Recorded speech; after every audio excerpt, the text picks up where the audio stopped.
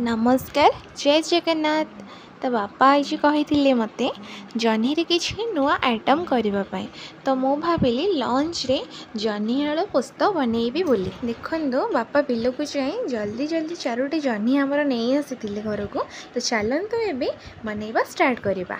एमिति करी जह्नी रे चोपा को भल से छड़े देबे। देखो आलू भी मु चोपा छड़े दीजिए। जह्नी आलू को आम भल करके धोई नवा। देखु मुझे जह्नी आलू को भल भाव में धोई नहीं। चलतु जह्नी को आम छोट छोट कर मीडियम साइज रे काटे नवा।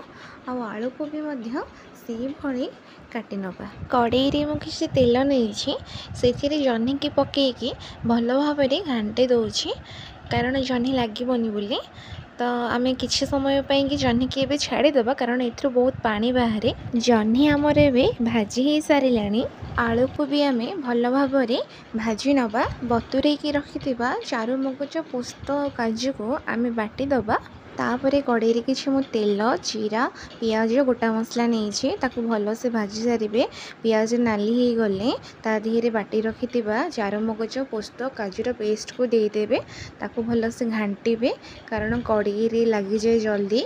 तो भाजवा समय आम टे फ्लेम को कम कर लुण खाती से स्वाद अनुसार आपड़ ये लुण पकेबे। तो मुझे बहुत कम पकई कारण मोर प्राय तरकारी लुणिया हो जाए। तो से किसी आम हलदी गुंड पकईदबा। हलदी गुंड पकई सारापर काश्मीरी लंका गुंड भल कलर होता है। तो मुझे किसी काश्मीरी लंका गुंड पकई कारण अल्प पकई कलर पसंद करती।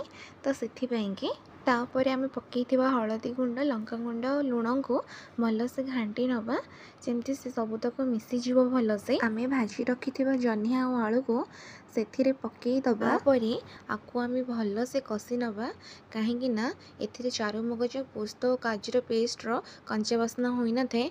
तो मुझे झोलपाई गोटे ग्लास पानी दे देछि।